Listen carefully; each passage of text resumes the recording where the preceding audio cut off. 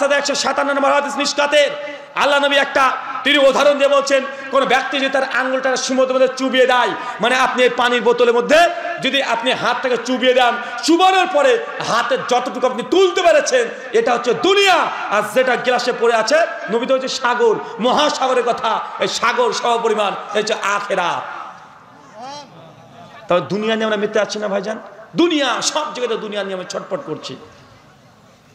2 কারিহাতুল মাউত, মুসলিম জাতি মরতে ভয় পাবে। কি করতে ভয় পাবে? কি করতে ভয় পাবে বলেন?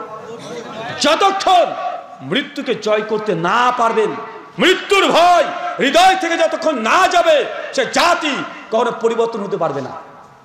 এই যে 5 তারিখের ঘটনা কি হয়েছে, যুবকরা মৃত্যু বুক পেতে দিয়েছে। এই যে আবু সাইদ ছিল না, বুক পেতে দিয়েছে না? যখনই তাদের হৃদয় থেকে মৃত্যুর ভয় উঠে যাবে, সেই সময় একটা জাতি ও জিতবে, বিজয় লাভ করবে। আল্লাহ তার জন্য বলছেন যে মুসলিম জাতি ধ্বংসের নির্যাতিত কারণ যে কারিহাতুল মউত, মৃত্যুকে তারা কঠিন থেকে কঠিন ভয় করবে। আমরা মরতে ভয় পাই না, কঠিন ভয় পাই। দেখেন চাচার বয়স 80 হয়ে গেছে, ওকে যদি বলে যে চাচা আপনি তো দীর্ঘদিন ধরে অসুস্থ আছেন, এক কাজ করেন, আপনার তো 10 বিঘা জমি আছে, 5 বিঘা কাজ করেন, 5 বিঘা জমিটা আল্লাহর ওয়াস্তে মাদ্রাসা বা মসজিদকে দিয়ে দেন। চাচাকে এই কথা গিয়ে বলেন, ও ঘুরে তাকে তো জুতো দিয়ে মারবো, জানিস সর বলবে, কি বলবেন কথা বলেন? অথচ উনি যদি অসুস্থ হয়, ওর ব্যাটাকে ডেকে বলে এই তাড়াতাড়ি জমি বিক্রি করে আমাকে ভেলুরে নিয়ে চল, ইন্ডিয়াতে নিয়ে চল, ব্যাঙ্গালোরে নিয়ে চল, বলে কি বলে না? মানে মরবে না, বাঁচবে, বাঁচতে চাই, জমি চলে যাক, আমি বাঁচতে চাই। প্রত্যেক মানুষ হৃদয় যতক্ষণ না পর্যন্ত আপনার এই মৃত্যুর ভয়কে না কাটাবেন, ততক্ষণ সে জাতি কখনো সফল হতে পারবে না।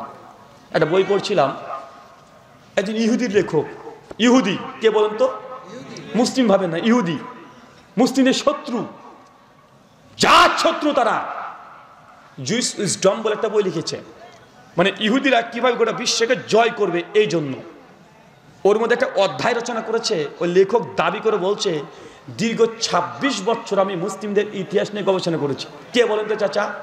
ইহুদি একজন পণ্ডিত, 26 বছর মুসলমানদের ইতিহাস নিয়ে গবেষণা করেছে। কি নিয়ে? মুসলিমদের যুদ্ধের ইতিহাস। কিসের ইতিহাস বলেন তো? যুদ্ধে। ইহুদির মাথায় কিভাবে একটা পোকা ঢুকে গেছে যে মুসলিমরা গোটা বিশ্ব জগতে এত যুদ্ধ করেছে, প্রত্যেক যুদ্ধে মুসলমানরা বিজয় লাভ করে। এই জাতি কি কাজ করে যে এরা সব যুদ্ধে জিতে যায়, বিজয় লাভ করে? কি কাজ করে এরা? সমস্ত যুদ্ধকে টোটাল তার বই নিয়ে এসেছে, যে মুসলিমদেরকে গোটা বিশ্বে কত নির্যাতন করেছে। ভারতে করে নাই ভাইজান? ব্রিটিশরা লক্ষ লক্ষ মুসলিম আলেমদেরকে গাছে রাত্রেবেলা গলা কেটে ঝুলে রেখে দিয়েছে। লাখ লাখ বাগদাদের একদম মুসলিমদের বড় লাইব্রেরি, সেই সময়তে তাড়াতাড়ি এদের সময় চেঙ্গিস খা, হালাকু খা নাম শুনলে সেই সময়ের মানুষরা প্রস্রাব করে দিত। এত ভয়ঙ্কর জাতি ছিল। বাগদাদ গোটা শহরকে রাতারাতি তা ধ্বংস করে ছেড়ে দিয়েছিল। চেঙ্গিস খা, হালাকু খা, এদের ইতিহাস যদি না জানেন আপনি ইসলামের অর্ধেক ইতিহাসই জানেন না। চেঙ্গিস খা, হালাকু খায়, তাতারদের ইতিহাস রাতারাতি লাখ লাখ, এটা গল্প নয়। মানুষদেরকে হত্যা করে পাহাড় তৈরি করেছে, কবরও দেয় নাই, পাহাড় তৈরি করেছে। উঠে দেখেন ইমাম ইবনু কাসির রাহিমাহুল্লাহ আল বিদায়া ওয়ান নিহায়া 7ম খণ্ডে তাতারদের ডিটেল ইতিহাস রচনা করে রেখে গেছে। সেই সময় শাইখুল ইসলাম ইবনে তাইমিয়া রাহিমাহুল্লাহ, সেই সময়কার মানুষ, সেই সময়কার আমলের আলেম সমাজ এই চেঙ্গিস খা, হালাকু খান এদের অত্যাচার দেখে মনে করছে যে এরাই হচ্ছে প্রকৃতপক্ষে ইয়াজুজ মাজুজ। অনেকে সেই সময় বলেছে এই তাতারিয়াদেরকে, তাদের অত্যাচারের তীব্রতা কি ছিল চিন্তা করেন। যে আলেমরা বলছে নিঃসন্দেহে তাতারিয়া গোষ্ঠী এরা হচ্ছে চেঙ্গিস, এরা হচ্ছে ইয়াজুজ মাজুজের জাতি। কত নির্যাতন করেছে। ইহুদি পণ্ডিত সবকিছু সমাধান করে বলছে যে জাতিকে চেঙ্গিস খান মতো ব্যক্তির এসে ধ্বংস করতে পারে নাই, বরং মুসলিমরাই সালাউদ্দিন ইউসুফি চেঙ্গিস খানের গোষ্ঠীকে ধ্বংস করে ছেড়ে দিয়েছে। বড় বড় জাতির সঙ্গে মুসলিমদের লড়াই হয়েছে। সেই সঙ্গে বড় বড় জাতির সঙ্গে কুরসেরের ইতিহাস থেকে সবকিছুতে মুসলমানকে ধ্বংস করেছে, মুসলমানের মাঝে সাত করে আবার গোটা বিশ্বজগতে তার রাজত্ব করেছে। ইহুদির ওই গবেষণা করে বলছে এই জাতি এত এনার্জি কোথা থেকে পায়, কিভাবে, কোন যুদ্ধ কৌশল তাদের কাছে আছে যে তাদের সঙ্গে গোটা বিশ্বের কেউ পারে না। বইটার শেষে ছোট্ট একটা কথা লিখেছে, অবাক হয়ে যাবেন। তিনি বলছেন যে আমার ২৬ বছরের গবেষণার ফল, কোনো মুসলিম আর্মিদের কখনোই সৈনিক বেশি ছিল না, সামরিক ফোর্স বেশি ছিল না, অস্ত্র বেশি ছিল না, তবে এই জাতির জেতার একটাই কারণ মুসলিম আর্মি মুজাহিদদের মধ্যে মৃত্যুর ভয় ছিল না। উনি বলছেন যে জাতি মরতে ভয় পায় না, যারা আল্লাহর কাছে দোয়া করে যে আল্লাহ তুই শহীদের মর্যাদা দাও, যারা মৃত্যু চায় প্রতিদিন পাঁচবার নামাজে মৃত্যু চায়, তো সেই জাতিকে কি দেখে ভয় দেবেন, কি দেখে ভয় করাবেন তাকে? ও তো মরতেই চায়, ও হাসি মুখে চলে আসে মরতে। তো যে জাতির হৃদয়ের মধ্যে মরার জন্য আকাঙ্ক্ষা করে, দোয়া করে তাদের ঈশ্বরের কাছে যে আমাকে মৃত্যু দাও আল্লাহ, আমাকে মৃত্যু দাও, কাফেরদের হাতে যেন মরে যায়, যে জাতি এমন জজবা নিয়ে মাঠে নামবে, সে জাতিকে আর কে ভয় দেখাতে পারে? ও তো মরতে চায়। এটা ইহুদি পণ্ডিতের গবেষণা। আচ্ছা, এখন মুসলিমদের কি?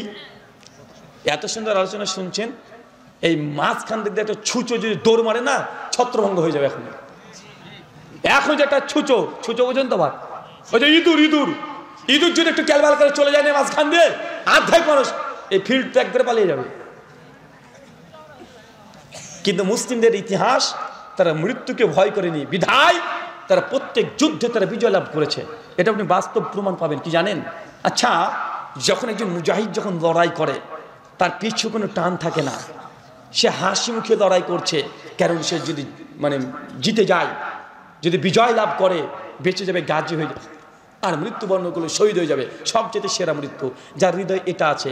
আর যতগুলো সরকারের যত আর্মি ফোর্স আছে, তারা কিসের জন্য লড়াই করে?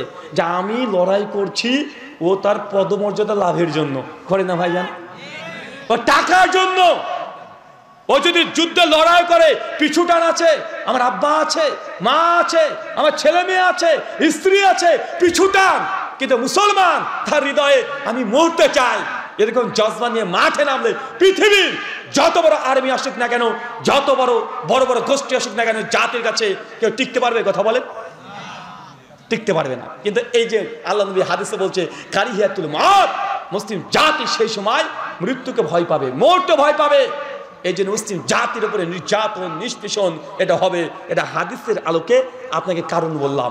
এখন আপনার মন, আপনার হৃদয়, এটা পরিবর্তন করতে হবে। সূরা রাদ 13 আয়াত নম্বর 11 আল্লাহ বলছে ইন্নাল্লাহা লা ইউগাইয়িরু মা বিকওমিন হাত্তা ইউগাইয়িরু মা বিআনফুসিহিম। আল্লাহ সেই জাতির ততক্ষণ পরিবর্তন করবে না যে জাতি নিজেরাই আনফুসিহিম, নিজেদেরকে পরিবর্তন না করছে।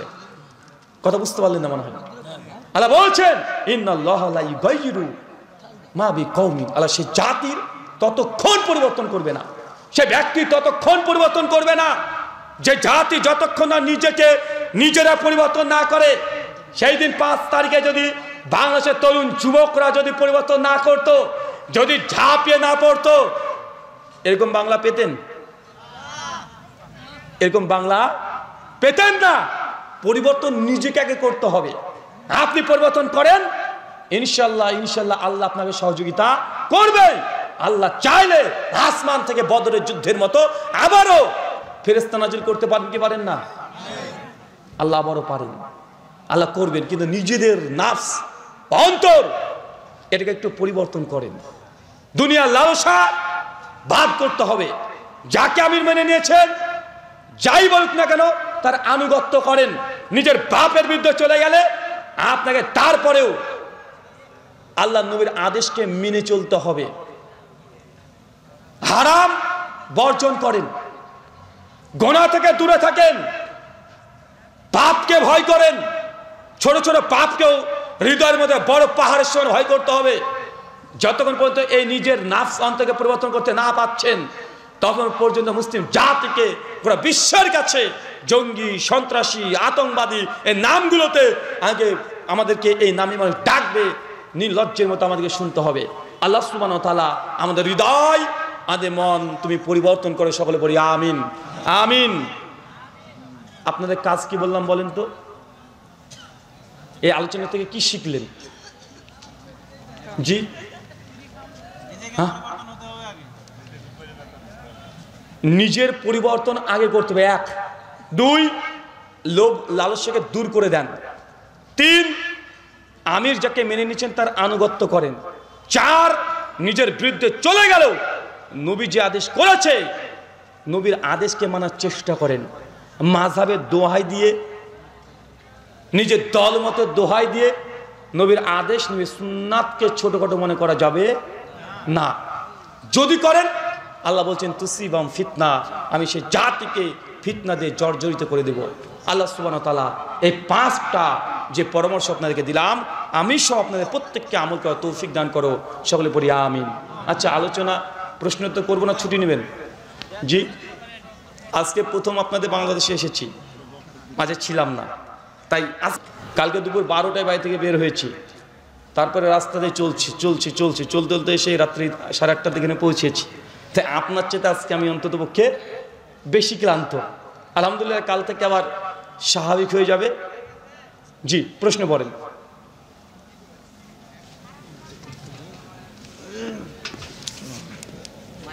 জি, সম্মানিত উপস্থিতি, আমাদের সম্মানিত মেহমান আসসালামু আলাইকুম। সৈয়দ আলী ওই যে আপনার দাওয়াত করতে গেছিল, ও নিজে 10,000 টাকা আপনাকে দিয়েছে। আমাকে কেন? আপনাকে অর্ডার করে আসছিল, 10,000 টাকা। এই ভাইয়ের সঙ্গে কথা বলো, এই ভাইয়ের সঙ্গে কথা বলো। একজন প্রশ্ন করেছেন, মোহতারাম জুমার সালাতে কয়টি আযান দিতে হবে? কোরআন ও হাদিস দ্বারা বুঝিয়ে দিবেন। শুকরান ভাই, প্রশ্ন করেছেন জুমার দিনে কয়টা আজান দেবে। সমস্যা 2টা না 3টা, তাই না? 2টা না 3টা তো নাকি? 2টা না 1টা না, তা তো না। হাদিসে 2টো না 1টা নিয়ে দ্বন্দ্ব নেই, 2টা না 3টা হবে। কারণ একামতকেও হাদিসে আজানই বলা হয়েছে। একামত আজান না, তার মানে কি হল হিসাবে? 2টা না 3টা। তো আপনার ভাষায় বলি 1টা না 2টা, না যদি আপনার মাথার উপর দিয়ে চলে যেতে পারে। সহিহ বুখারী কিতাবে জুমা হাদিস মানে 12, 13, 14, 15, 16 পরপর হাদিস আসছে। যারা 2 আজানের পক্ষে তারাও এই মাসালায় একমত, যারা 1 আজানের পক্ষে তারাও এই মাসালায় একমত যে আল্লাহ নবীর জামানায় 1টাই আজান হয়েছে। 2 খলিফায়ে আউয়াল আবু বকর সিদ্দিক রাদিয়াল্লাহু তাআলা আনহু তার জামানাতেও 1টাই আজান হয়েছে। 3 ফারুকে আজম ওমর ইবনুল খাত্তাব রাদিয়াল্লাহু তাআলা আনহু তার জামানাতেও 1টাই আজান হয়েছে। চাচা, এটা আপনি শোনেন, কারণ এই ঝামেলা আপনি বেশি করেন। এটা চাচার মাসালা, যুবকরা সব মেনে নিয়েছে অনেক আগে। কয়টা হবে? এখানে চাচা সমস্যা বেশি করে। 3 ওসমান বিন আফফান রাদিয়াল্লাহু তাআলা আনহু, তিনিও তার জামানায় 1টাই আজান দিয়েছেন, প্রায় 6 বছর লাগাতার। শেষ দিকে এসে তিনি 2 নম্বর আজান চালু করেছিলেন।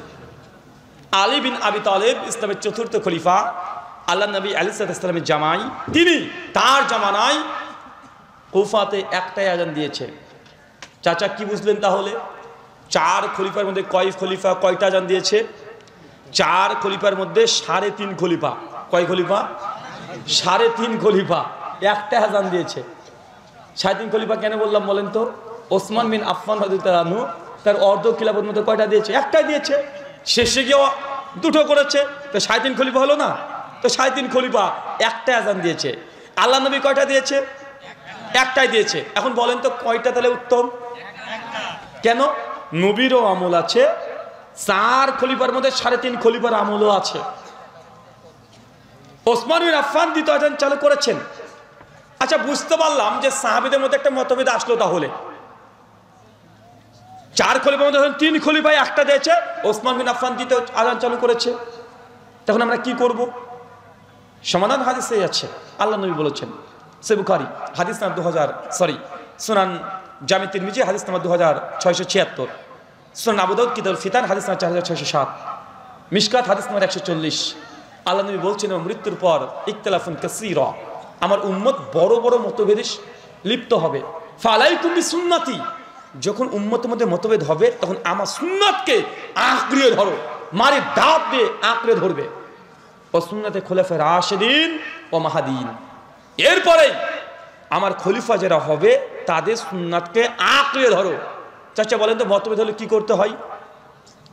কথা বলেন। এক আল্লাহর নবীকে আঁকড়ে ধরতে হবে। এখন আল্লাহ নবী কয়টা আযান দিয়েছে? 2। খোলাফায়ে রাশিদিনের সুন্নাতকে আঁকড়ে ধরতে বলেছে। খোলাফায়ে রাশিদিন মানে বহুবচন, সিগায় জামা ব্যবহার করা হয়েছে, তার মানে বোঝা গেল যে খলিফাদের সুন্নাতকে আঁকড়ে ধরতে হবে। তা আরবিতে বহুবচন জামা হওয়ার জন্য কমপক্ষে কয়জন লাগবে? কমপক্ষে 3 জন লাগবে। এতটুকু তো বুঝেন নাকি? তো 4 খলিফার মধ্যে কয় খলিফা একটা আযান দিয়েছে? 3.5 খলিফা। তার মানে বহুবচন হয়েছে কি হয় নাই? হয়েছে না ভাইজান? খলিফাদের সুন্নাতকে আঁকড়ে ধরো।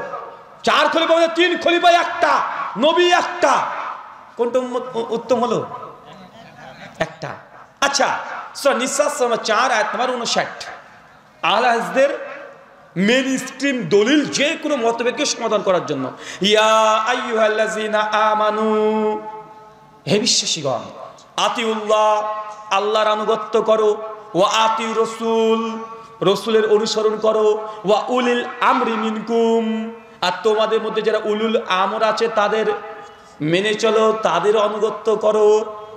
তার মানে বোঝা গেল আল্লাহকে মানতে হবে, নবীকে মানতে হবে। উলুল আমর, উলু এক বচন না বহুবচন? বহুবচন।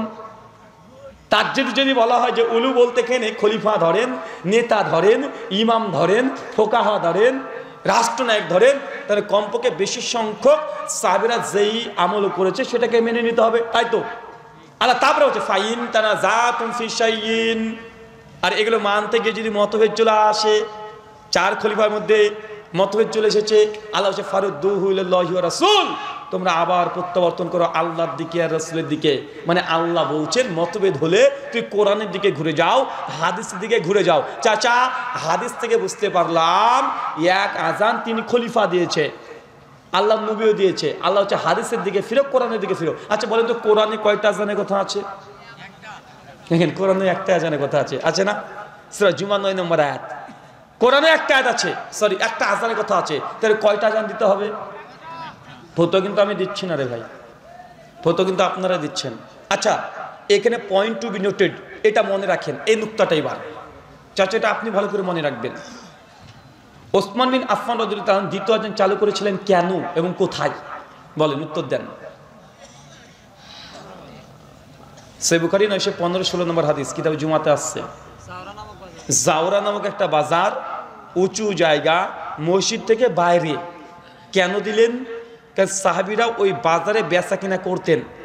মসজিদে যখন প্রথম আজান, খুতবার আজান হতো, প্রথম আজান যখন হতো, ওই আজান বাজার পর্যন্ত পৌঁছাতো না, সাহাবীরাও শুনতে পেতেন না। এই জন্য তাদের নামাজ কাজা হয়ে যেত, অর্থাৎ খুতবা কাজা হয়ে যেত, খুতবা শুনতে পেত না। কেন? সে সময় মাইক ছিল না, কি কথা বলেন? ছিল না। এই জন্য ওসমান বিন আফফান মনে করছেন যে খুতবা শোনা তো ওয়াজিব, সাহাবীরা খুতবাকে মিস করে দিচ্ছে, কারণ তারা বুঝতে পারছে না যে খুতবা শুরু হয়ে যাচ্ছে, প্রথম আজান শুনতে পায় না মসজিদের বাইরে থেকে।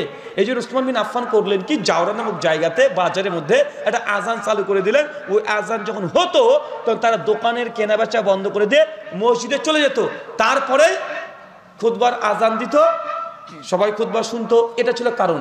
কথাকে বুঝতে পারলেন? তার মানে এখানে উদ্দেশ্য দুইটা। এক, মসজিদের নবীর সুন্নাতি আজান বাইরে পর্যন্ত পৌঁছাচ্ছিল না, এই জন্যই দ্বিতীয় আজান চালু করেছে। চাচা, এখন আল্লাহ নবীর সুন্নাতি আজান মসজিদের বাইরে যায় কি যায় না? তার মানে বোঝা গেল আল্লাহ নবীর সুন্নাতি আজান দিয়েই ওসমান বিন আফফান রাদিয়াল্লাহু আনহুর দ্বিতীয় আজান দেওয়ার যে কারণ, যে হেসিয়াত এর মধ্যে লুকায়িত আছে। মানে প্রথম এক আজানেই ওসমান বিন আফফানের উদ্দেশ্যটা হাসিল হচ্ছে কি হচ্ছে না? হচ্ছে। তাহলে এখন এক আজান দিবেন না 2 আজান? তারপরে বলি দ্বিতীয় আজান দেওয়াটা বেদাত নয়। এখনো সেই মানে নুকতা যদি পাওয়া যায়, ত্রুটি যদি পাওয়া যায়, এলাকাতে 10 দিন লোডশেডিং হয়ে গেছে, ধরেন মাইক চলছে না। এখন আপনি যদি মনে করেন যে একটা আজান মসজিদে দিব আর একটা আজান মসজিদের বাইরে গিয়ে দিব জুমার দিন, দেন কোনো সমস্যা নেই, কিন্তু কোনো কারণই নেই কেন দিচ্ছেন। কারণ যদি পাওয়া যায় এখনো দেন। তবে ওসমান বিন আফফান দ্বিতীয় আজান মসজিদে ভেতরে চালু করে নাই। কোথায় চালু করেছেন? মসজিদে বাইরে। আপনি ভিতরে নিয়ে আসলেন কেন? স্থান পরিবর্তন করে দিয়েছেন, এই জন্য তো অনেকে বিদআত ফতোয়া দিচ্ছে। শেষে ইবনে ওমর রাদিয়াল্লাহু তাআলা তিনিও বিদআত ফতোয়া দিয়েছিলেন। তবে আমরা এটাকে বিদআত বলি না, তবে এক আজান দেয়, এটাই সুন্নাতে রাসূল, সুন্নাতে সাহাবা। শুকরান। আলোচনাটা একটু ডিটেল করলাম এই জন্য, কেন এটা আহলে হাদিসের মধ্যে সমস্যা, এই জন্যই। জি শেখ, 2 নম্বর।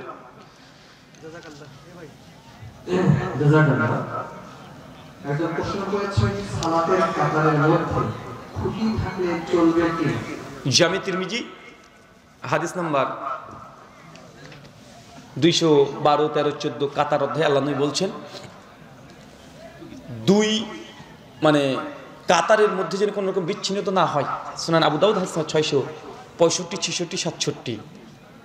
আর কাতারের মধ্যে যদি কোনো থম থাকে, আল্লাহ নবী নিষেধ করেছেন, কাতারের মধ্যে বিচ্ছিন্নতা করা যাবে না। ইমাম আহমদ ইবনে হাম্বল রাহিমাহুল্লাহর ফতোয়া, তিনি বলেছেন যে মসজিদের মধ্যে মানুষের আধিক্যতা বেড়ে যায়।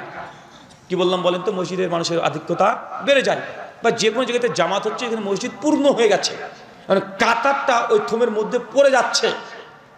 এই ক্ষেত্রে কেউ যদি কাতার যদি থমের মধ্যে রেখে দিয়ে যদি করে, নামাজ জায়েজ হয়ে যাবে। কথা বুঝতে পারলেন? স্বাভাবিক গতিতে যে মসজিদে 2 কাতারে মুসল্লি হয়, এখন একটু আগে পিছিয়ে করলে ওই কাতার থেকে পিলার বা থমটাকে আপনি বিচ্ছিন্ন করতে পারবেন, তাই থমের মধ্যে কাতার করবেন না, একটু পিছনে চলে যান বা আগিয়ে আসেন। কথা বুঝতে পারলেন? এটা মাজুর অবস্থায় কেউ যদি কাতারের মধ্যে যদি পিলার চলে আসে, জায়েজ, স্বাভাবিকভাবে। অনুচিত, সুন্নাতের বিরুদ্ধে আচরণ করা। 2 নম্বর, নামাজ বাতিল হয়ে যাবে এমনটা নয়, এবং নামাজের এটা ওই হানাফি ভাইদের মধ্যে মুকরু হবে, মানে মাকরু। জি।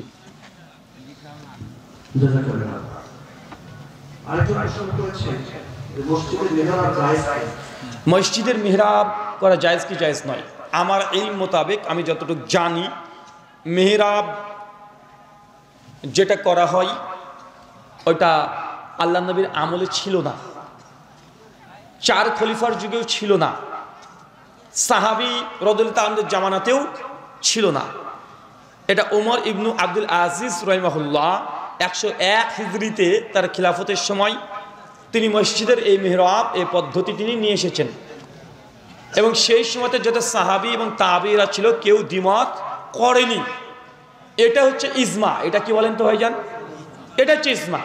আহলুল হাদিস তারা ইজমাকে হুজ্জাত দলিল মনে করে, কিন্তু তারা সেগুলোকে ইজমার দাবি করে, ওগুলো ইজমাই হয়নি। মূলত এটা ইজমা যে মেহরাব করা। আহলুস সুন্নাহ ওয়াল জামাতের কেউ দ্বিমত করেছে? কথা বলেন, কেউ করেনি। তাই এটা ইজমা দ্বারা প্রমাণিত, মুসলিম উম্মার মধ্যে কোনো মতভেদই নেই বিষয়ে। শুকরান। জি শেখ। আচ্ছা শোনেন, আপনাদের মাদ্রাসা উপলক্ষে আলোচনা সভা, মাদ্রাসার খরচ হয়েছে অনেক, হয়েছে না ভাইজান? টাকা চাইলে তো আপনারা তো ভয় করেন, হুজুর জান দেবো, মাল দেবো না, এরকম আছে না? যখন আমরা একটু হাদিস টাদিস বলি যে কেউ যদি মসজিদের উদ্দেশ্যে দান করেন, তাহলে এই দান, এই পাবেন, এই পাবেন, এই পাবেন, বলে তো হুজুর দান তুলতে শুরু করছে, চল রে বাবু চল, এবার যাই, আর হুজুর ওয়াজ করবে না। আর মেয়েরা হয়তো ভাবছে যে ভারত থেকে হুজুর নিয়ে আসলো, কি যে বললো কিছুই বুঝলাম না, কি শুধু কথা বলেই চলে গেল, ওয়াজই তো করলো না। মানে মেয়েরা আগে থেকে ভেবে নিয়েছে ওয়াজ বলতে মাগো এক টানে নাটক। যতক্ষণ পর্যন্ত এরকম না হচ্ছে, আর হিন্দি বাংলা গানের সিরিয়াল যতক্ষণ না পর্যন্ত না হচ্ছে, যতক্ষণ পর্যন্ত না হচ্ছে ততক্ষণ ওয়াজই মনে করে না।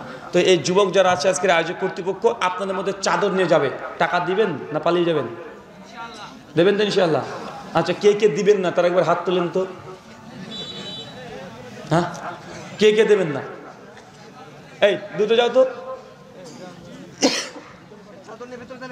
যাদের এখনো বিয়ে হয়নি তারা পকেট থেকে টাকা বের করেন, টাকা বের করে দিয়ে দেন। দোয়া করেন, আল্লাহ এই 200 টাকা, 200 টাকা তোমার হস্তে দিয়ে দিলাম, আল্লাহ একটা পরেশগার বিবি যেন আপনার ভাগ্যে থাকে, দোয়াটা করবেন, ইনশাআল্লাহ কবুল হয়ে যাবে। জি শেখ, তৃতীয় প্রশ্ন।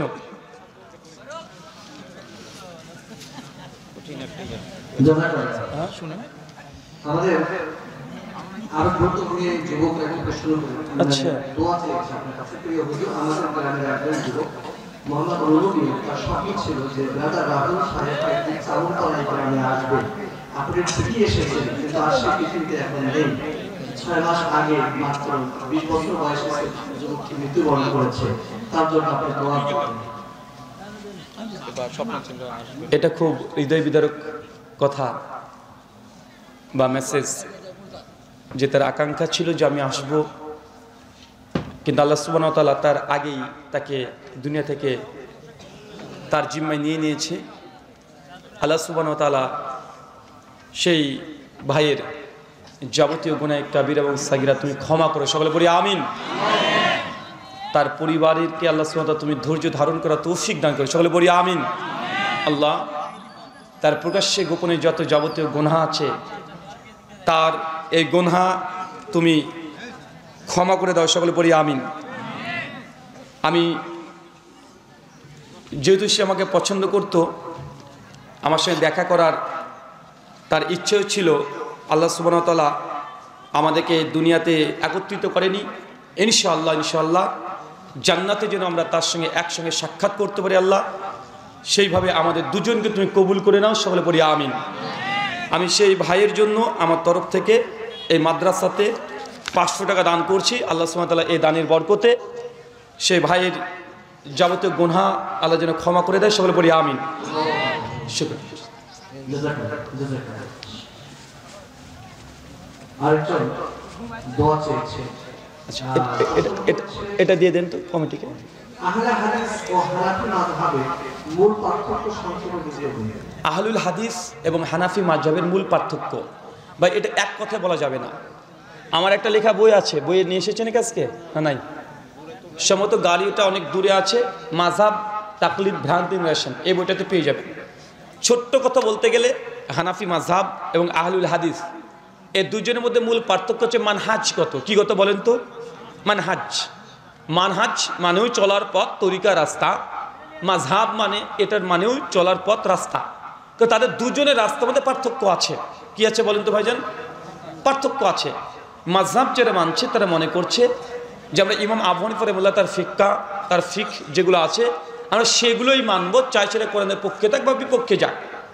আহলুল হাদিসদের দাবি বা তাদের মানহাজ হচ্ছে এইটা যে আমরা 4 ফিক হানাফি, শাফি, মালিকি, হাম্বলি রাহিমাহুল্লাহ 4 ইমাম তারা কোরআন হাদিস থেকে অগাধ পাণ্ডিত্য রেখে তারা জ্ঞান অর্জন করেছে এবং ফতোয়া ফরজ দিয়ে গেছে। আমরা সেই 4 জনের ফতোয়া কোরআন হাদিসের আলোকে দেখি কার ফতোয়াটা কতটুকু গ্রহণযোগ্য, কোনটা কোরআন সুন্নাহর অনুকূলে বেশি সঠিক, আমরা সেটাই মানার চেষ্টা করি। একটা মিসাল মানে উদাহরণ আপনাকে দিই, আপনি বুঝতে পারবেন। ধরেন ইমাম আবু হানিফা রাহিমাহুল্লাহ তিনি বলেছেন যে ইমামের পেছনে মুক্তাদি সূরা ফাতিহা পড়বে না, এটা মাকরুহ। এটা হানাফি ভাইদের ফতোয়া না ভাই? ইমাম শাফি রাহিমাহুল্লাহ বলেছেন ইমামের পেছনে মুক্তাদি সূরা ফাতিহা পড়বে, এটা ওয়াজিব, না পড়লে নামাজি হবে না। এখন 2 ইমাম তাদের মধ্যে মতভেদ। আমরা আহলে হাদিসের মানহাজ কি? আমরা তদন্ত করে দেখলাম যে ইমাম আবু হানিফা রাহিমাহুল্লাহর ফতোয়া দিয়েছেন এই পক্ষে কি কি দলিল দিয়েছেন মাকরুহের পক্ষে। ইমাম শাফির দলিলগুলো দেখলাম যে কি কি কোরআন হাদিসের দলিল দিয়ে তিনি ওয়াজিব প্রমাণ করার চেষ্টা করছেন। আমরা তদন্ত করে দেখছি যে ইমাম শাফি এই মাসআলায় যে দলিল দিয়েছে এটা অকাট্য এবং ইমাম আবু হানিফা রাহিমাহুল্লাহ যে দলিলগুলো ওর মধ্যে দুর্বলতা আছে। তো আমরা এই মাসআলায় ইমাম শাফির মানহাজ বা তার ফতোয়া ফিককে আমরা গ্রহণ করেছি। 2 আর একটু আগে যান, ইমাম আবু হানিফা রাহিমাহুল্লাহর মতে ইমাম সাহেব যখন নামাজে সূরাতুল ফাতিহা পড়ার পূর্বে আউযু বিল্লাহ বিসমিল্লাহ এটা সশব্দে পড়া যাবে না, এটা নিঃশব্দে পড়তে হবে। কথা কি বুঝতে পারলেন? কিন্তু ইমাম শাফি রাহিমাহুল্লাহর মত অনুযায়ী যে না, আউযু বিল্লাহ বিসমিল্লাহ ফাতিহার মতোই জোরে জোরে পড়তে হবে, এটা ইমাম শাফির ফতোয়া। আমরা আহলুল হাদিসরা গবেষণা করে দেখলাম যে এই মাসআলাতে ইমাম শাফি রাহিমাহুল্লাহ তার ফতোয়ায় দুর্বলতা আছে। কেন? তিনি যে হাদিস পেশ করেছে ও হাদিস সহিহ নয়। ইমাম তিরমিজি রাহিমাহুল্লাহ হাদিস নিয়ে এসে ওখানে যায়িফ ঘোষণা করেছেন। শেখ আলবানী যায়িফ বলেছেন, পূর্বের মুহাদ্দিস ইমাম হাজার, ইমাম যাহাবি রাহিমাহুল্লাহ, ইমাম ইবনে হাজম রাহিমাহুল্লাহ তারা যায়িফ বলেছে। আমার কথা কি বুঝতে পারলেন? দেখেন এক ফতোয়ায়, এই ফতোয়াতে ইমাম আবু হানিফা একদম হকের উপর আছে আলহামদুলিল্লাহ, কিন্তু ইমাম শাফির ফতোয়া হাদিস যেগুলো দলিল পেশ করেছে দুর্বলতা আছে। আরেকটা মাসআলা শুনে নেন, ইমাম আহমদ ইবনে হাম্বল রাহিমাহুল্লাহর মত অনুযায়ী রুকু থেকে উঠে সামি আল্লাহু লিমান হামিদা বলে বুকের উপরে হাত বাঁধতে হবে, এটা ইমাম আহমেদ ইবনে হাম্বলের ফতোয়া। কিন্তু ইমাম মালিক, ইমাম আবু হানিফা, ইমাম শাফির মত অনুযায়ী যে না, হাতকে ছেড়ে দিতে হবে। কথা কি বুঝতে পারলেন? তো আমরা এই মাসআলাতে তাহকিক করে দেখছি যে ইমাম আহমেদ বিন হাম্বল রাহিমাহুল্লাহ বুকের উপরে আবার হাত বাঁধা, মানে রুকু থেকে উঠে আবার হাত বাঁধতে হবে, কি দলিল দিয়েছে? তো মুসনাদ আহমদে কিছু রিওয়ায়াত নিয়ে এসেছে, তবে সিমাক বিন হারব থেকে একটা রিওয়ায়াত, তো আমরা দেখছি যে সনদের মধ্যে দুর্বলতা আছে। সিমাক বিন হারব বিখ্যাত মুদাল্লিস রাবি, তাদলিস আছে। শারিক কাজী তিনিও মুদাল্লিস, তাদলিস আছে। সরি, সিমাক বিন হারব সেকা রাখবি, শারিক বিন কাজী ইনিয়েছেন যায়িফ এবং মুদাল্লিস রাবি। তো হাদিসে তাহকিক করতে গিয়ে দেখছি যে এই রিওয়ায়াতটা এটা দুর্বল, যায়িফ। শেখ আলবানী তার সিলসিলা হাদিসে যায়িফের মধ্যে আলোচনা করেছেন, সিফাতুস সালাতুন নবীর মধ্যেও তিনি আলোচনা করেছেন। তো দেখলাম ইমাম আহমদের এই ফতোয়া এটা হাদিস সহিহ দ্বারা প্রমাণিত নয়, বরং দুর্বল। আমরা এই ফতোয়া নিইনি। কিন্তু ইমাম আবু হানিফা, শাফি, মালিকের মাযহাব যে না, হাত ছেড়ে দিতে হবে, আমরা চাই তাদের দলিলই বেশি মজবুত। তার জন্য এখানে আমরা এই তিন মাযহাবের ফতোয়াকে গ্রহণ করেছি। কথা কি বুঝতে পারলেন? আচ্ছা, আর একটা মাসআলা শুনে নেন, চার মাযহাব থেকে একটা করে উদাহরণ দিলে বুঝতে পারবেন। ইমাম মালিক রাহিমাহুল্লাহর মত অনুযায়ী ফরজ নামাজে মানুষ আল্লাহু আকবার বলে হাত বাঁধবে না, ছেড়ে দিবে। কথা কি বুঝতে পারলেন? ছেড়ে দিতে হবে। কিন্তু শাফি, হাম্বলি এবং আবু হানিফা রাহিমাহুল্লাহ মাযহাব, তিন মাযহাব বলছে না, বাধ্য হবে। কোথায় বাধ্য হবে? ইখতিলাফ আছে। শাফি বলেছেন বুকের উপরে, আবু হানিফা রাহিমাহুল্লাহ বলেছেন নাভির নিচে, ইমাম আহমেদ বিন হাম্বল বলেছে এই নাভির উপর থেকে সিনার মধ্যে যে কোনো জায়গায় বাঁধলেই হয়ে যাবে। এখন আমরা গবেষণা করে দেখলাম যে কার কথাটা বেশি সঠিক। আমরা দেখলাম মালিক রাহিমাহুল্লাহর পক্ষে কোনো সহিহ সূত্রে কোনো হাদিসে বর্ণনা নেই যে আল্লাহর নবী তাকবীর দিয়ে হাত ছেড়ে দিয়েছে, ইরসাল ইয়াদিন করেছেন, এই মর্মে কোনো সহিহ রিওয়ায়াত প্রমাণিত না। ইমাম মালিককে আমরা ছেড়ে দিয়েছি মাসালাই। বরং ইমাম মালিক মুয়াত্তা মালিকের মধ্যে 240 নম্বর হাদিসের অধীন একটা হাদিস নিয়েছে সাহল বিন সাদ থেকে, তার নিজের মুয়াত্তাতে নিয়ে এসেছে নবী আলাইহিস সালাম তিনি যখন সালাতে দাঁড়াতেন তাকবীর দিয়ে বাম হাতে পরে ডান হাত রেখে রাখতেন। এই হাদিস নিয়েছে, কোথায় রেখেছেন এটা নাই, কিন্তু রাখার কথা হাদিসে আছে। কথা বুঝতে পারছেন? এই মাসআলা আমরা ইমাম মালিকের মাসআলাকে ছেড়ে দিয়েছি, ইমাম আবু হানিফা, শাফি এবং ইমাম আহমদ বিন হাম্বল এই মাসআলাকে গ্রহণ করেছি। এইভাবে কয়েক শত মাসআলার উদাহরণ দেওয়া যাবে যে আমরা আহলে হাদিস যখন যে মাযহাবের ফতোয়া কোরআন সুন্নাহর অনুকূলে হয়েছে আমরা সেটাকেই মেনেছি, আর যেটা কোরআন সুন্নাহর বিরুদ্ধে চলে গেছে বা দুর্বল হাদিস বা তাদের ইস্তেদলাল গলত হয়েছে বা তাদের ইস্তেমবাতের মধ্যে ত্রুটি পাওয়া গিয়েছে বা উসুলগত মতপার্থক্য পাওয়া গেছে বা দুজনের পক্ষে এই হাদিস আছে কিন্তু একজনের হাদিস দেখছি যে না মোটামুটি সনদের মধ্যে বিচ্ছিন্নতা আছে, কিন্তু আরেকজনের অথেন্টিক চেইন অফ ন্যারেশন সেই সনদ দ্বারা প্রমাণিত, তো সেটা গ্রহণ করেছি। আল্লাহদের উসুল অনেকগুলো আছে, এক আলোচনাতে পুরো মানহাজকে বোঝানো সম্ভব নয়। এরপরে উসুলের ফিক আসবে। হানাফিরা অধিকাংশ তারা খাবরে ওয়াহিদকে অস্বীকার করে দেয়, মানতে চায় না, আহলেসরা মানে। হানাফিরা মুরসাল ইনকেতা হাদিসকে তারা হুজ্জত দলিল মনে করে, আহলে হাদিস আমরা মানি না। হানাফিদের মধ্যে যে যায়িফ হাদিস যদি ফজিলতের ক্ষেত্রে আসে তারা হুজ্জত মনে করে, আমরা আহলে হাদিস এই মানহাজ মানি না। এরকম করে উসুলে হাদিস, উসুলে ফিকহের মধ্যে কয়েক শত মত পার্থক্য আছে। এখন এই উসুল কাদের হক এটা নিয়ে আলোচনা হওয়ার দরকার আছে, যে মুরসাল হাদিস দলিলকে দলিল নয়, ফজিলতের ক্ষেত্রে হাদিস দলিলকে দলিল নয়, বাপ দাদার আমল দলিলকে দলিল না। কেন হানাফি ভাইদের এটা উসুল। আমার সঙ্গে কিছুদিন আগে একটা ডিবেট দেখেছিলেন না, বাংলাদেশের ওই যে আলী হোসেন ওসামা, তারাবি 8 টাকা না 20 টাকা, উনি একটা উসুল বলেছিলেন না যে হাদিস জয়ীফ হলেও মানা যায় যদি উম্মত গ্রহণ করে নাই, মানে আমার সহিহ হাদিস মানা যাবে না। কেন? ওই যে জয়ীফ হাদিসের উপরে যদি উম্মত আমল করে তো জয়ীফ হাদিসই হুজ্জত। এখন বলেন তো এই মানহাজ নিয়ে কি করবো আমি? জয়ীফ কিন্তু উম্মত গ্রহণ করে নিয়েছে, উম্মত এখন বিড়ি খাওয়া গ্রহণ করে নিয়েছে, গ্রহণ করে নিয়ে ভাইজান। আরে বিড়ি খাওয়ার পক্ষে দলিল আছে, তারপরে আমসাদের মধ্যে আছে হুক্কা খাওয়ার ব্যাপারে। এবং হানাফি, দেবন্দি, আশরাফ আলী থানভী, রশিদ আহমেদ গাঙ্গোয়ী তার তাজকিয়াতুল রশিদের মধ্যে এবং ফতোয়া রাশিদের মধ্যে বিড়ি, জর্দা, হুক্কা বুঝেন? আপনারা বুঝবেন না, চাচা বুঝবে। এত বড় একদম মাল, এইভাবে পাইপ ধরে মারবে, টান নাক মুখ দিয়ে পেছন দিক দিয়ে ধোঁয়া মারবে। ওই হুক্কা খাকে তাদের জায়েজ ফতোয়া আছে। কথা বুঝতে পারলেন? তো জায়েজের ফতোয়া যদি খুঁজতে যান আর উম্মত গ্রহণ করেছে এমন মাসালা যদি দেখতে যান তো অনেক পাওয়া যাবে। ইমাম ইবনু হাজম রাহিমাহুল্লাহর ফতোয়া আছে, যদি আপনি বিয়ে করতে চান তাহলে একটা মেয়েকে উলঙ্গ করে গায়ে টাচ করে আপনি নেড়ে চড়ে দেখতে পারবেন, এখন ওই ফতোয়া মানবেন? তাই জায়েজের ফতোয়া খুঁজতে যায় না। এমন কিছু নাই যে ওলামারা পেছনকার সালফে সালেহিন থেকে জায়েজের ফতোয়া কি নেই আমি খুঁজেই পাই না, সব জায়েজ আছে। কথা বুঝতে পারলেন? ওই যে ছেলেরা মাস্টারবেশন করেন না, মাস্টারবেশন বোঝেন? আরে থাকিতে নিজের হস্ত কেন হব পরের দ্বারস্থ, মানে বিয়ে করা দরকার নেই, হাত থাকলেই হবে, হাতটাকে বউ বানিয়ে বসে আছে না ভাইজান? তো এই পর্বেও কমপক্ষে 6খানা হাদিস পাওয়া যায়। আব্দুল ইবনে আব্বাস থেকে মুসান্নাফ আব্দুর রাজ্জাকে রিওয়ায়াত পাওয়া যায়, জাবের বিন আব্দুল্লাহ থেকে রিওয়ায়াত পাওয়া যায় যে হস্তমৈথুন করা এটা হারাম নয়, কিন্তু হাদিস দুর্বল, হাদিস জয়ীফ। কথা বুঝতে পারছেন? মানা যাবে না। তাই জয়ীফ হাদিসের উপরে যদি আমল করতে হয় তাহলে হুজুরদেরকে কি করতে হবে বলতে পারবে, ফতোয়া দিতে হবে, ছেলেদেরকে বলতে হবে যে তোরা কর, বিয়ে করতে হবে না। তাই ভাই মানহাজ কত যদি আলোচনা করতে যাই আরো 1.5-2 ঘন্টা বিষয়।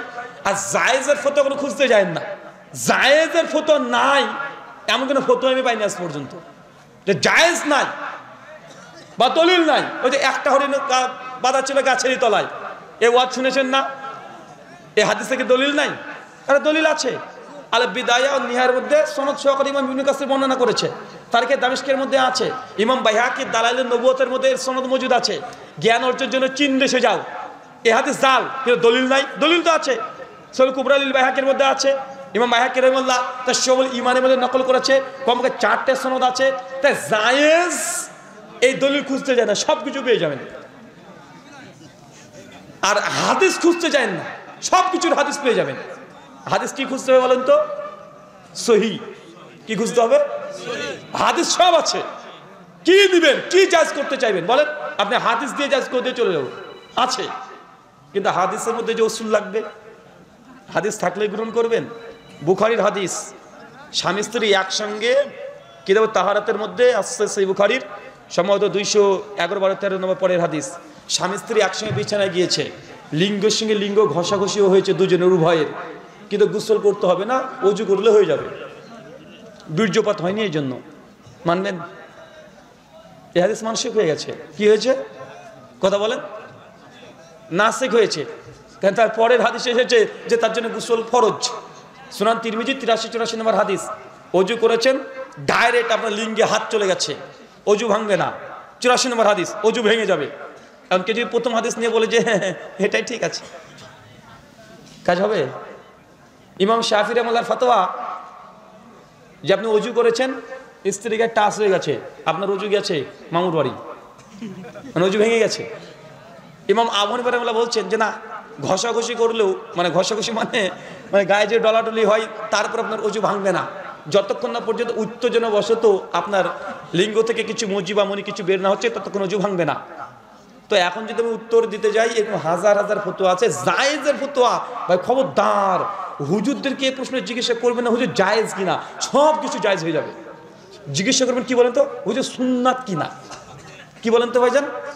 সুন্নাত কিনা? সুন্নাত না নবী করেছে, যে আমার নবী কি করেছে, আমি নবীকে আনুগত্য করতে চাই, হুজুর জায়েজ করতে চাচ্ছি না আপাতত। শুকরান।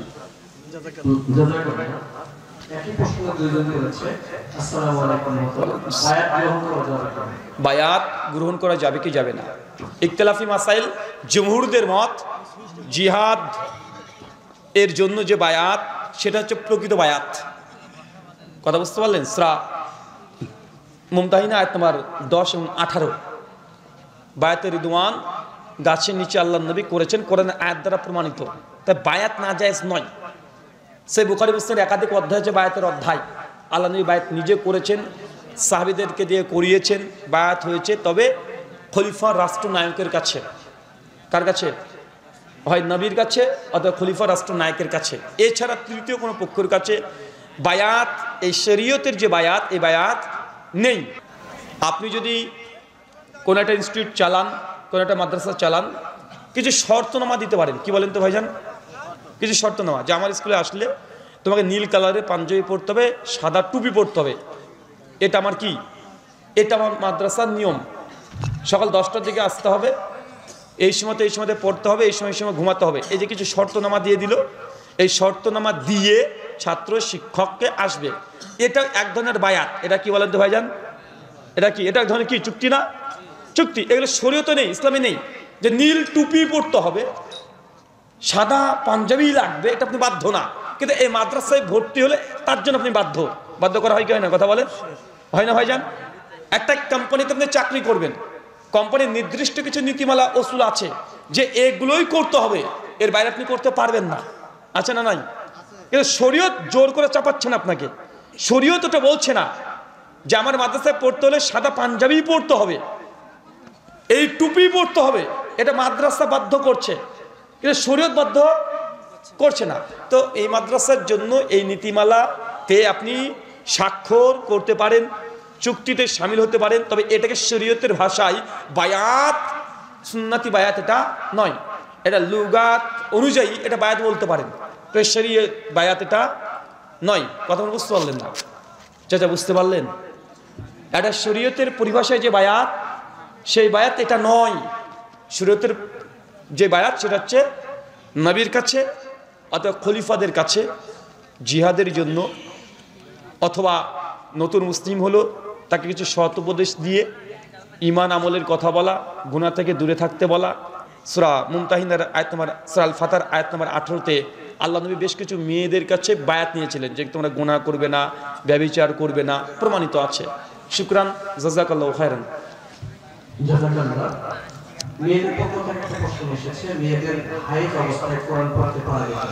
মেয়েরা রজস্বলা অবস্থায় বা মেনস্ট্রুয়েশন, এমসি বিভিন্ন নামে পরিচিত, হায়েজ, ঋতুস্রাব, এই অবস্থাতে তারা কোরআন মাজিদ পড়তে পারে কি পারবে না, এর পদ্ধতি ভিন্ন হতে পারে। এক, ডাইরেক্ট রজস্বলা অবস্থাতে কোরআন মাজিদকে টাচ করে পড়া হারাম, যাবে না। সূরা বুরুজের 28 নম্বর আয়াত, সূরা ওয়াকিয়ার 78 নম্বর আয়াত, যে মুতাহারিন সেটা কি কোরআন মাজিদকে টাচ করবে না। উলামাদের মধ্যে ইখতিলাফ আছে, এই মুতাহারিন বলতে কাদেরকে বোঝানো হচ্ছে? ফেরেশতা না মানুষ? তবে মুফাসসিররা একমত এটা মানুষের জন্য প্রযোজ্য।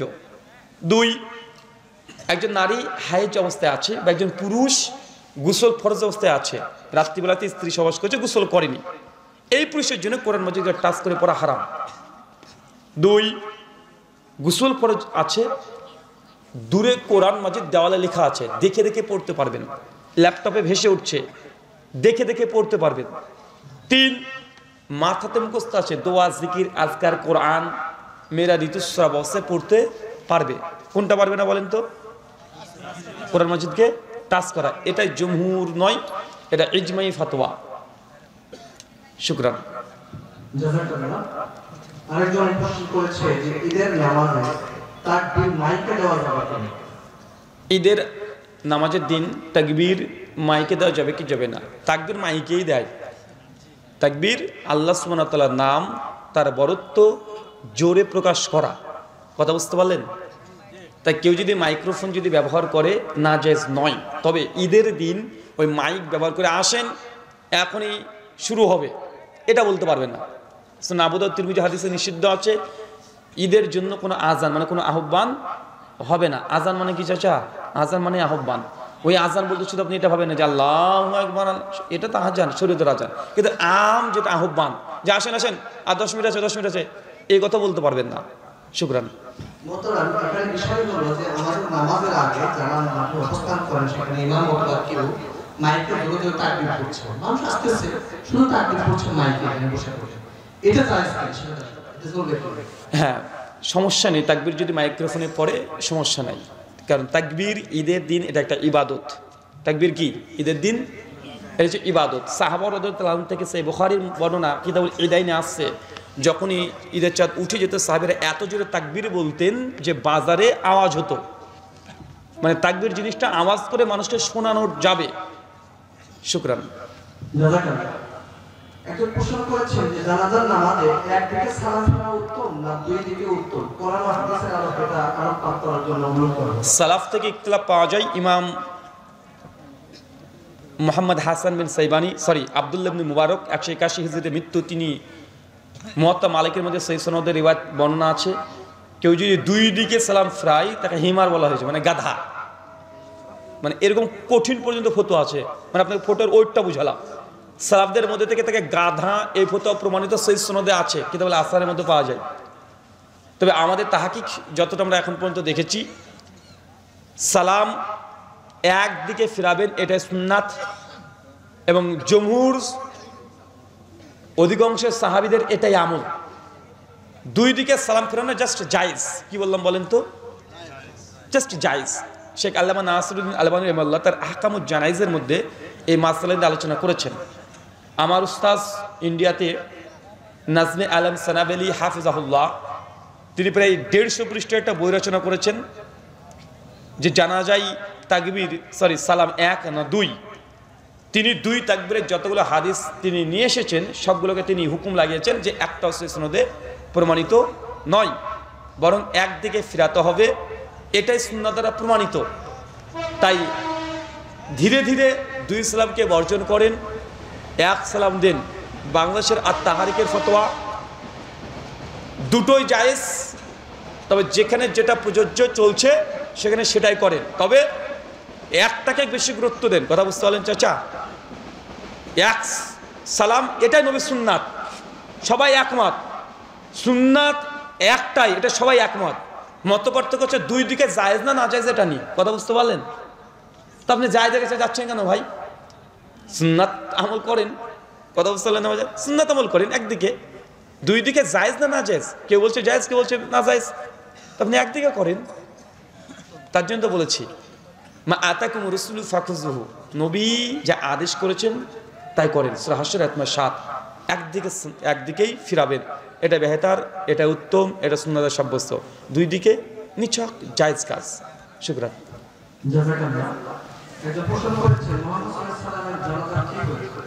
আল্লাহ নবী আলাইহিস সালামের জানাজা কে করেছে? সুনানুল কুবরা লিল নাসাইর মধ্যে ইমাম নাসাই একটা বাবি রচনা করেছেন, আল্লাহ নবীর জানাজা কারা করেছে। আল্লাহ নবীর জানাজা নির্দিষ্ট কোনো একজন ইমামের নেতৃত্ব হয়নি। কথা বুঝতে পারলেন? নির্দিষ্ট একজন ইমামের নেতৃত্বে হয়নি। সুনানুল কুবরা লিল নাসাইতে কারা কারা জানাজা করেছে পুরো অধ্যায় করা আছে। প্রথমে আহলে বায়েত, তারা নবীর জানাজা পড়িয়েছে। আহলে বায়েত বলতে নবীর পরিবারের মধ্যে যারা আছে, হাসান হুসেন, এরা নিজের রক্তের সম্পর্কে যারা ছিল তারা পড়িয়েছে। দ্বিতীয় মুহাজির, যারা নবীর সঙ্গে হিজরত করেছে তারা। তৃতীয় আনসার, যারা মদিনাতে মুহাজিরদেরকে সহযোগিতা করেছিল তারা। এইভাবে আস্তে আস্তে তারপরে ছোটরা, তারপরে বড়রা, তারপরে মেয়েরা, এইভাবে বেশ কয়েকবার, মানে একের অধিক, কিছু বর্ণনা হচ্ছে 13 বার, 14 বার, 15 বার, 1 মাস পরে নবীর জানাজা হয়েছে, এরকমও রাত পাওয়া যায়। তবে এক ইমামের নেতৃত্বে নয়। বিস্তারিত জানার জন্য শেখ আল্লামা নাসিরুদ্দিন আলবানীর আহকামুজ জানাইজ পড়তে পারেন। প্রফেসর ডক্টর মোহাম্মদ আশাদুল আল গালিসারের সিরাতুর রসুল এর শেষ অধ্যায়, দুনিয়া থেকে বিদায় বলে একটা অধ্যায় আছে, ওই অধ্যায়টা পড়বেন। নবীজির জানাজা কীভাবে হয়েছিল প্রফেসর ডক্টর আশাদুল আল গালিসার তিনিও রেয়াতগুলো নিয়ে এসেছেন। শুকরান।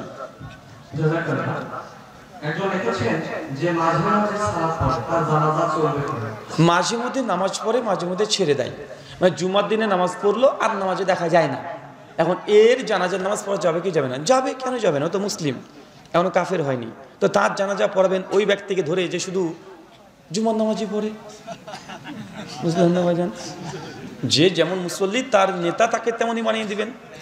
যে নামাজই পড়ে না, ওর নামাজই পড়ার দরকার নাই, আর জানাজা করার দরকার নেই। যে নামাজই পড়ে না, যে আল্লাহর জন্য দুনিয়াতে 1 ওয়াক্ত নামাজ পড়েনি, তার মরার পর আবার কিসের জন্য নামাজে পড়বেন? ওকে পুঁতে রেখে দিবেন।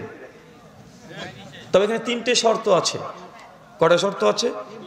শেখ আল্লামা নাসিরুদ্দিন আলবানী রাহিমাহুল্লাহ তার বিখ্যাত গ্রন্থ আছে, বাংলাতে অনুবাদ করেছেন আকরামুজ্জামান বিন আব্দুল সালাম মাদানী হাফিজাহুল্লাহ, তৌহিদ প্রকাশনী, বাংলাদেশ, ঢাকা থেকে ছাপিয়েছে।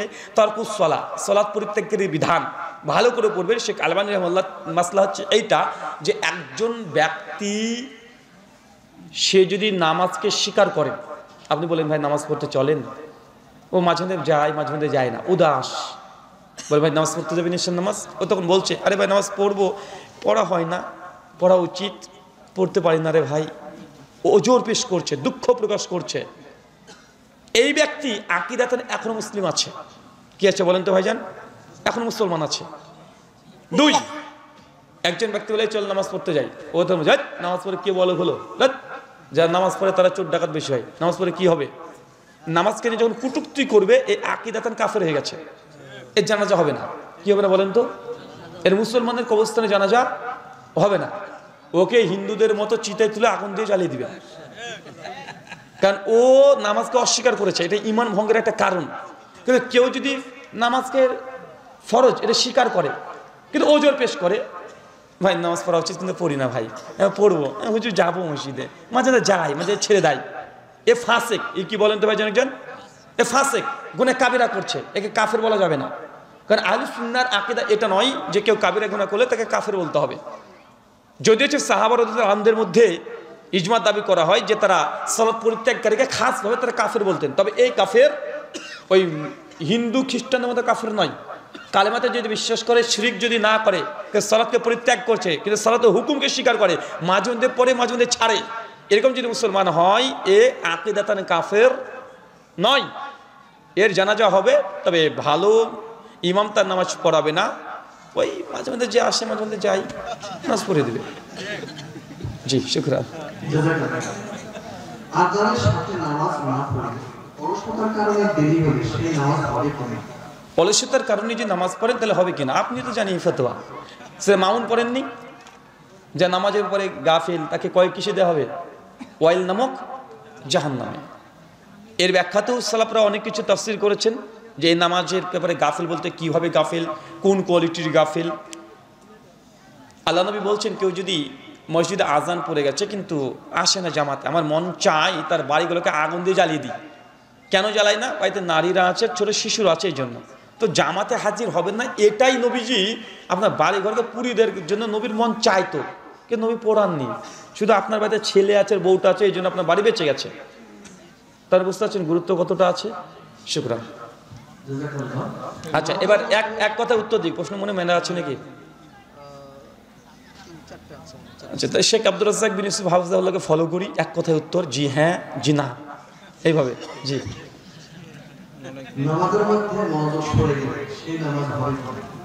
একই প্রশ্ন। নামাজ বাতিল হবে না যতক্ষণ পর্যন্ত ফরজ বা ওয়াজিব কিছু তরক না করে দিচ্ছেন, ভুল করে মিস করে। যদি ভুল করে যদি তরক করে দেন নামাজ বাতিল হতে পারে, অথবা সহসিজদা ওয়াজিব হতে পারে।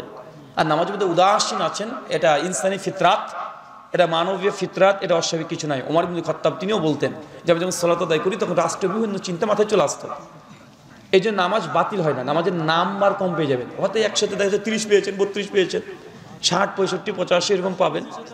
আমার এক কথা উত্তরই যে হয় না, বললাম এক কথা উত্তর দেবো, আবার 2 লাইন বলে দিলাম, এই নেন তাতে নেন। নামাজের মধ্যে যদি কেউ তাড়াতাড়ি সুরত হলো, নামাজে যতক্ষণ মধ্যে তারতিল সহকারে সলা, মানে যতক্ষণ পর্যন্ত মাখরাজে কোনো পরিবর্তন না হচ্ছে, লাউলে জালি না হচ্ছে, ততক্ষণ পর্যন্ত নামাজে হয়ে যাবে। ঝড়ের গতিতে পড়বেন, কিন্তু ওই হুজুরের সঙ্গে পারবেন না, তারাবির হুজুর ওর মতো পারবেন না। পারবেন যতই চেষ্টা করেন, এত এই ঝড়ের গতি, যতক্ষণ পর্যন্ত আরবি যে সূরা আপনি পাঠ করছেন তার মানে পরিবর্তন না হচ্ছে ততক্ষণ পর্যন্ত নামাজ জায়েজ হবে, যত ঝড়ে গতিতে পড়েন না কেন। শুকরান। এখানে একজন বক্তাদেরকে থেকে দিয়েছে যে প্রিয় হুজুর, যে সকল বক্তা ওয়াজের নামে টাকা বাজেট করে আসে তাদের টাকা নেওয়া কি জায়েজ? যেসব হুজুরে ওয়াজের নামে টাকা কন্ট্যাক্ট করে তা জায়েজ কি জায়েজ নাই, এই প্রশ্ন উত্তর দিতে গেলেও অনেক লম্বা লাগবে। এক কথা এগুলো না। প্রথম হচ্ছে এইটা যে ধর্মের সঙ্গে অর্থ আদান প্রদান শুধু বক্তা সাহেবের জন্য নয়, প্রায় 16টা জায়গায় আছে। কতটা জায়গায়? 16টা জায়গায়। আসলে আমার প্রশ্ন উত্তরগুলো একটু লম্বা হয়ে যায়, কেন আপনারা যতগুলো প্রশ্ন করেন বিতর্কিত প্রশ্ন, আর আমি ফিক কি বিষয়গুলোকে একটু ডিটেল আলোচনা করতে চাই যেন জনসাধারণটা ফিকটা বোঝে। আহলে হাদিস সমাজে ফিক জিনিসটা একদম আস্তে আস্তে উঠে গেছে, ডাইরেক্ট জায়েজ না জায়েজ ফতোয়া শুনে, আছে না ভাইজান? প্রায় 16টা জায়গাতে ধর্মের সঙ্গে অর্থের আদান প্রদান হয়।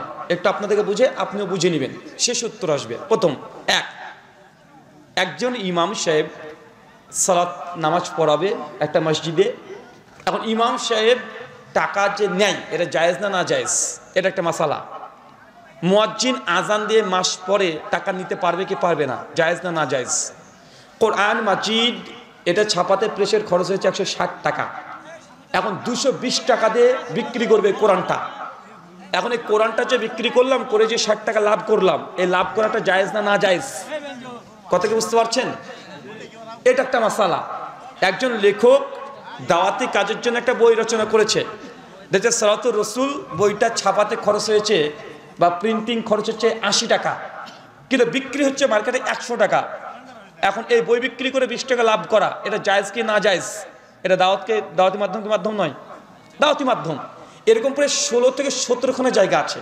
মাদ্রাসার উস্তাজ উনি একজন ছাত্রকে হিফজ করাবে, কিরাত শেখাবে, এই জন্য বেতনভুক্ত বা বেতনের দাবি করা, যেমন 10,000 লাগবে বা 20,000 টাকা লাগবে বা 30,000 টাকা লাগবে, এই চুক্তি করা জায়েজ কি না জায়েজ? এটা একটা মাসালা।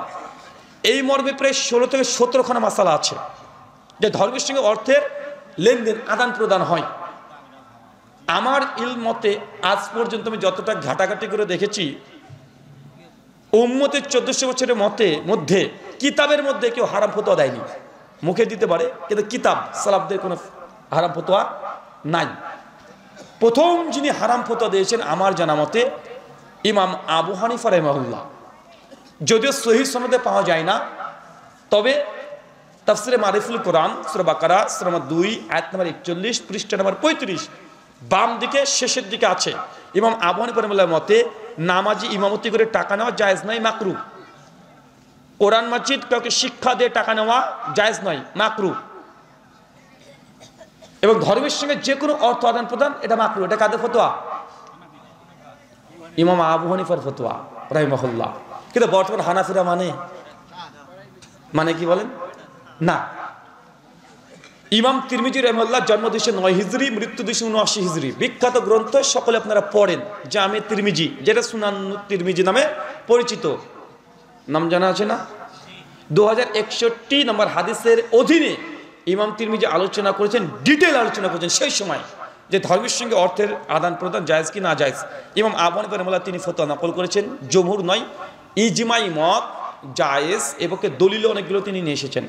ইমাম বাইহাকি রাহিমাহুল্লাহ তার সুনান কুবরালিল বাইহাকির মধ্যে তিনি সনদ নিয়ে এসে হাদিস নিয়ে এসে তিনি জায়েজ বলেছেন যে না, একজন আলেম, একজন শিক্ষক উস্তাজ ছাত্রকে পড়িয়ে টাকা চুক্তি করতে পারবে, মুয়াজ্জিন আযান দিয়ে টাকা নিতে পারবে, তারপরে যে কোনো ইমাম সাহেব নামাজ পড়ে টাকা নিতে পারবে। একটা বই কোরআন মাজিদকে বিক্রি করে লাভ্যাংশ লাভ করা যাবে, হাদিসের গ্রন্থ বিক্রি করে লাভ করা যাবে। নাজায়েজ ফতোয়া এটা আবেগী ফতোয়া, কি বলেন তো, বা হারাম ফতোয়া আবেগী। তারপরে ফতোয়া তাকওয়া পার্থক্য আছে। তাকওয়ার দিক থেকে কেউ যদি না কন্ট্যাক্ট করে, ইমাম সাহেবকে বললেন ইমাম সাহেব আমাদের মসজিদে নামাজ পড়াতে হবে, তো থাকতে হবে আজ থেকে। ইমাম সাহেব ঠিক আছে থাকবো। এখন ইমাম সাহেব যে কন্ট্যাক্ট করলো না, ইমাম সাহেবকে বললেন যে ঠিক আছে, কোনো সমস্যা হবে না, সব ঠিকঠাক হয়ে যাবে ইনশাআল্লাহ। ইমাম সাহেবকে 4,500 টাকা বেতন দিচ্ছে, আছে না নাই? কি হয়েছে খরচটা সে ওটা বাদ দেন, এরকম আসে না? শেখ আব্দুর রাজ্জাক বিন ইউসুফ হাফিজাহুল্লাহ তিনি বলেন, তার আলোচনাতে একটা শুনেছি যে জীবনে অনেক জায়গাতে এমন প্রোগ্রাম করেছে টাকাই দেয়নি, কাগজ ধরে দিয়েছে, টাকাই দেয়নি, এরকম হচ্ছে না? আছে। তো কিতাবুস সুন্নাতের দিক থেকে নাজায়েজ হারাম নয়। যদি হারাম হয় এই 16 ক্যাটাগরি সবগুলোকে হারাম বলতে হবে। এখন দলিল কি? সূরা তাওবা আয়াত নম্বর 60। আল্লাহ কোরআনে যাকাত এর যে টাকা, এটা যারা সংগ্রহ করবে, যাকাত বন্টনে কটা ভাগ আছে? 8টা। কয়টা খাত আছে? 8 জায়গাতে যাকাতের টাকা দিতে পারবেন। তার মধ্যে একটা খাত হচ্ছে এটা, যিনি গ্রাম গ্রাম যাকাত দায়িত্ব নিয়ে তুলেছেন, ওই ব্যক্তি যদি কোটিপতিও হয় তারপরেও সে যাকাতের একটা অংশ ওই খাত থেকে পাবে। ও কোটিপতি হোক, ও যদি কোটিপতি হয় তারপরেও পাবে। এটা কে দিয়েছে হক? এটা আল্লাহ কোরআনে দিয়ে দিয়েছে। তবে হ্যাঁ, দেখা যাচ্ছে আমাদের আঙ্কেল শায়েক আছেন, আপনাদের মসজিদে আসলেন, এসে বা আমি ধর আপনার মসজিদে আজকে মাগরিবে এসেছি, এসে বলছেন যে রুহুল আমিন ভাই হ্যাঁ আজকে একটু মাগরিবের নামাজটা পড়িয়ে দেন না। আমি বললাম না, পড়াবো না। বলছে ভাই পড়ান না, আপনি পড়েন, আপনার বলছে নামাজ পড়বো। তা আমি বললাম যে পড়াতে পারি, 500 টাকা লাগবে। যদি এটা বলে হারাম, এটা কি বলেন তো? হারাম। কিন্তু আপনি বলছেন যে রুহুল আমিন ভাই আমাদের এই 5 ওয়াক্ত এই মসজিদে আপনাকে ইমামতি করতে হবে, আমাদের এলাকায় যারা মারা যাবে তাদের জানাজা পড়াতে হবে, রামাজানে তারাবি পড়াতে হবে, ঈদের নামাজ পড়াতে হবে, বছরব্যাপী আপনাকে আমাদের মসজিদে থাকতে হবে, তো আমাদের মসজিদ ইমাম হিসেবে নিয়োগ করবো। এখন আমি যদি চুক্তি করি যে হ্যাঁ ভাই কত কি দিবেন বলেন, কি দিতে পারবেন আপনারা? আপনারা বলেন 20,000। আমি বললাম না ভাই, আমি 30,000 ছাড়া পারবো না। আমি যদি এটা বলি এটা জায়েজ, কথা বুঝতে পারলেন? কিন্তু হঠাৎ করে একদিন মসজিদে নামাজ পড়তে এসেছে, আমাকে বলছেন নামাজ পড়ান, হ্যাঁ যে 500 টাকা না দিলে পড়াবো না, এটা হারাম। এই যে টাকা যেটা আমাকে দেবেন, বা এই শায়েখ বা মসজিদ ইমামকে যে টাকাটা দেন, এটা কেন দেন? নামাজ পড়ানোর জন্য না দায়িত্বের জন্য? এটা দায়িত্বের জন্য, নামাজ পড়ানোর জন্য টাকা না। নামাজ তো ওনার গ্রামে পড়তে পারে না? নামাজ তো ওনার গ্রামে পড়তে পারে, বাজারে গেছে, আজান পড়ে গেছে, যে কোনো মসজিদে পড়তে পারে। দায়িত্ব দিলেন, ঝড় বৃষ্টি বাদল দাঙ্গা বাপ মরুক মা মরুক, ওকে নামাজে আসতেই হবে। সবাই ঘুমাচ্ছেন, মুয়াজ্জিন একদম ভোরবেলায় কাঁপতে কাঁপতে গিয়ে আজান দিচ্ছে। এটা দায়িত্বের কারণে। কিসের কারণে কথা বলেন? আজান দেওয়ার জন্য নয়, এটা ভুল বুঝেন আপনারা। এটা আজানের জন্য নয়। এই যে জুমার দিন আপনার মসজিদে একজন গিয়েছে, এখন গিয়ে বলছে হুজুর একটু খুতবাটা দিয়ে দেন, একটু খুতবা দেন। হুজুর বলছে না দেবো না। বলতে দেন না, চলে এসছেন রাহুল ভাই আপনি দেন। কারণ আমি যদি বলি 1000 টাকা লাগবে না, খুতবা দেবো না, হারাম। কথা বুঝতে পারলেন? কিন্তু আপনি যদি বলেন ভাই 2024 সালে আপনার আমাদের এই গ্রামে মসজিদ উন্নতি কল্পে একটা 22শে ফেব্রুয়ারি একটা প্রোগ্রাম করব, যদি এরকম আগে থেকে যদি দায়িত্ব যদি চাপিয়ে দেন, তখন একজন আলোচক বলতে পারে যে আমার এত খরচ হচ্ছে, এটা আছে, আপনারা বেয়ার করতে পারবেন কি পারবেন না। তখন তিনি যদি প্রস্তাব দেয় আপনাকে, এই প্রস্তাব দেওয়াটা হারাম নয়। তারপরেও কমিটি একটু বক্তাদের কাছে গিয়ে আসা উচিত, আর বক্তাদের কমিটির কাছে যে একটু উচিত, বক্তা যেন এমন বাজেট না করে দেয় যে হেলিকপ্টার ছাড়া প্রোগ্রাম করতে যাব না, আর 60,000 1 লাখ 1.5 লাখ টাকা লাগবে, আমার জন্য শোয়ার জন্য একটা 5 স্টার হোটেল লাগবে, আমার জন্য এই খাবার লাগবে, এরকম অনেক সিস্টেম আছে না ভাইজান।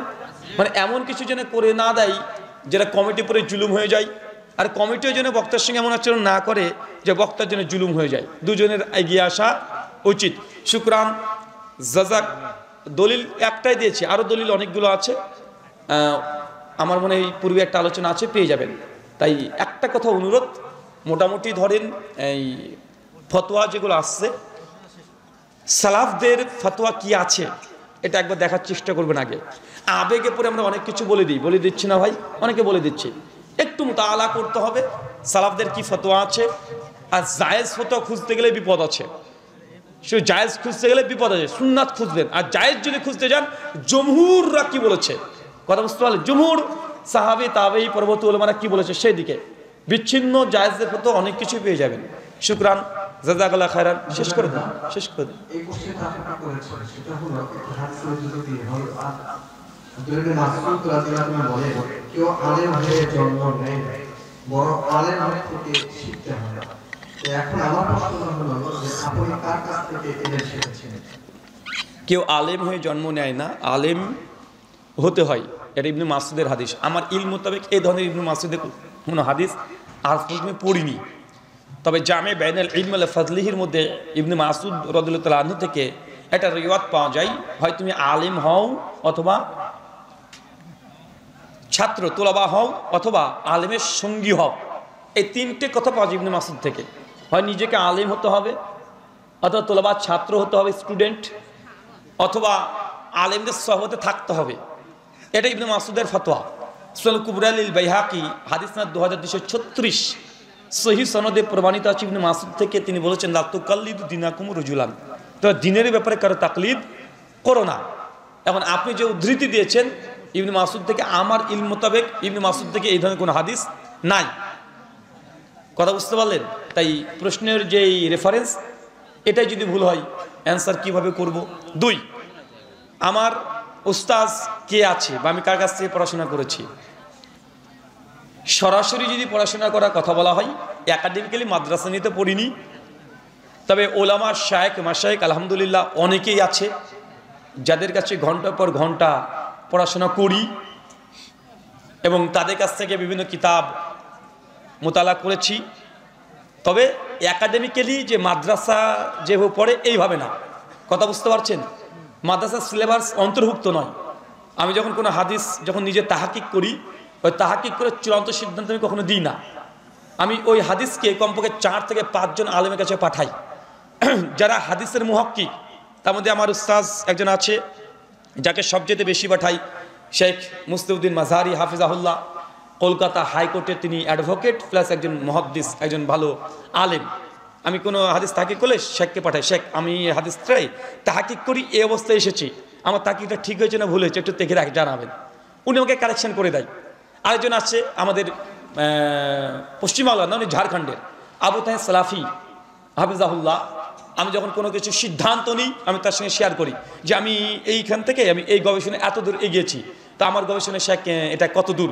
তো এইরকম যখন কোনো আমি সিদ্ধান্ত দিই, আলহামদুলিল্লাহ আমি ব্যক্তি একা নয়, আলেমদের সঙ্গে অতপ্রতভাবে লিখিত আকারে বা ফোনে আলোচনা করে বা তার সঙ্গে সরাসরি গিয়ে আলোচনা করি। তৃতীয়ত আমার যতগুলো বই আছে, কোনো বই আমি ব্যক্তি একা লিখেই বের করে দিইনি। আলহামদুলিল্লাহ প্রত্যেকটা বই যখন লিখি, মাদানী ওলামা আছে, শেখ আবু বকর জাকারি হাফেজাউল্লাহ আমার বই তিনি সম্পাদনা করেছেন। আরও মাদানী শেখ শাহিদ আল মাদানী হাফেজাহুল্লাহ, ঈসা বিন ইলুমিয়া মাদানী হাফেজাহুল্লাহ, প্রায় আমার 22খানা বই আছে, সবগুলো মাদানী ওলামাদের কাছ থেকে তাজকিয়া নেওয়া আছে। কথা বুঝতে পারলেন? তারা দেখে, তাদের পরামর্শ থাকলে পরামর্শ দেয়। তো হয় আলেমের সহবতে থাকেন বা কোনো কিছু লিখে, সালাফদের এটাই, ইমাম বুখারী যখন সহিহুল বুখারী লিখে তিনি একা বের করে দেননি, তিনি তার উস্তাদ ইমাম আহমদ ইবনে হাম্বল রাহিমাহুল্লাহকে তিনি পাঠিয়েছেন, 5 কপি পড়ে তাজকিয়া করে দিয়েছে। কথা বুঝতে পারলেন কি? বই লেখার এটাও মানহাজ, সালাফি মানহাজ। কিন্তু অনেক লেখক আছে নিজে বই লিখছে, কোনো সম্পাদক নাই, আছে না নাই? আছে না ভাইজান? বই একাই লিখে দিয়েছে, কোনো সম্পাদনা করাচ্ছে না। সম্পাদনা করানো এটা সালাফিদের মানহাজ। সেই বুখারীও এই মানহাজেই গড়ে উঠেছিল।